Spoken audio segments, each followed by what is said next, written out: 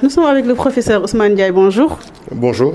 Vous êtes pédiatre, directeur adjoint du CEA SAMEF, chef de service de pédiatrie au niveau de l'hôpital Albert Royer.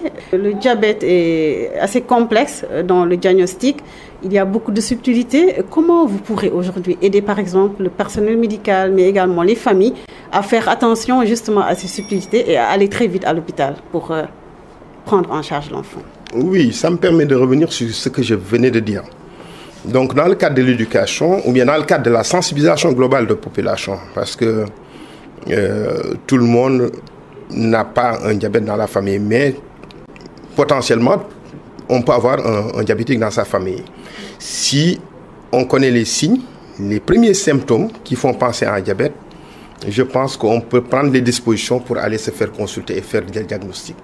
Donc, dans le cadre d'une stratégie de communication envers les populations, il est important que nous, les praticiens, les agents de santé qui sont proches des communautés, puissent communiquer sur ces signes d'appel qui font penser au diabète. Donc, comme je l'avais dit tout à l'heure, l'amaigrissement, l'enfant qui pisse trop, ou bien qui a une énurésie, qui fait pipi au lit, ou bien qui n'a pas une croissance qui est bonne. Donc, des signes d'appel qui doivent être connus des populations et qui doivent amener ces populations, ces familles à aller consulter. Et avec un geste simple, c'est-à-dire on fait ce qu'on appelle le dextro, on pique un peu de sang et puis on regarde. Ça permet de vérifier si l'enfant a du sucre très élevé.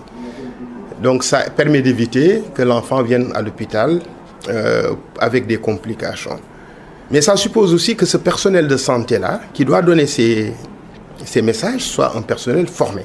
C'est une des stratégie, c'est un des axes stratégiques importants de ce projet. Parce que ce projet non seulement éduque les familles, mais va beaucoup insister sur la formation des agents de santé.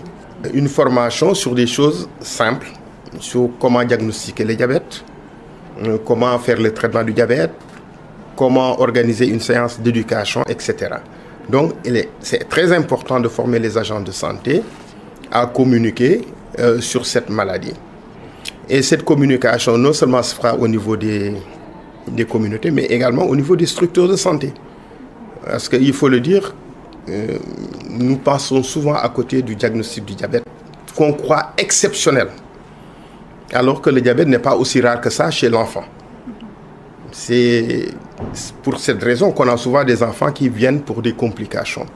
Donc je pense que pour nous, agents de santé, il est important, devant des signes d'appel, ou bien chez un malade, un enfant qui vient pour un problème d'urgence, de toujours voir est-ce que le taux de sucre n'est pas élevé dans le sang pour éviter certains traitements qui peuvent lui coûter la vie. Même si vous prenez un diabétique, vous dites qu'il a un paludisme, vous lui perfusez du glucose, du sucre, vous pouvez aggraver son problème. Donc c'est extrêmement important qu'on puisse, sur des signes d'appel, faire un diagnostic du diabète. Et de manière générale, comment se présente aujourd'hui l'état de santé de l'enfant diabétique au Sénégal? Oui, l'enfant diabétique au Sénégal, il faut dire que, et c'est inquiétant, c'est un enfant qui est souvent hospitalisé pour des complications. D'ailleurs, la plupart des enfants qui sont découverts diabétiques la première fois viennent pour une complication ou bien des complications. Parce qu'ils viennent dans le coma qu'on peut confondre avec un paludisme ou une autre cause de coma, telle une méningite. Et ce sont des enfants qui viennent souvent en hospitalisation. Un même enfant diabétique peut revenir 3 à 4 fois à l'hôpital. Ça veut dire quoi? Ça veut dire que l'enfant ou sa famille a des difficultés à l'équilibrer, à faire de telle sorte que son niveau de sucre dans son sang soit normal. Et ça pour plusieurs raisons. Soit c'est la famille qui n'est pas bien éduquée sur les comportements alimentaires, le régime, soit c'est un enfant qui n'a pas assez souvent de l'insuline à sa disposition.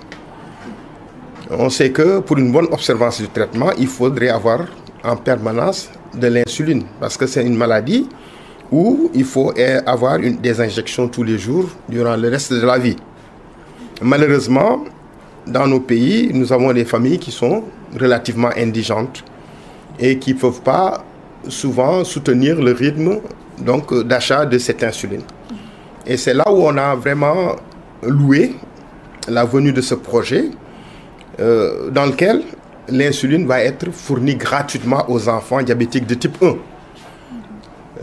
Mais il faudrait dire que ça suppose que cette insuline qui est donnée à ces enfants soit bien utilisée. Donc, ils vont être éduqués pour l'utilisation, pour la surveillance, parce qu'on donne de l'insuline, l'enfant reçoit son insuline par injection, mais il faudrait qu'on voit s'il garde un équilibre. Donc, ça veut dire qu'il faut qu'il soit surveillé.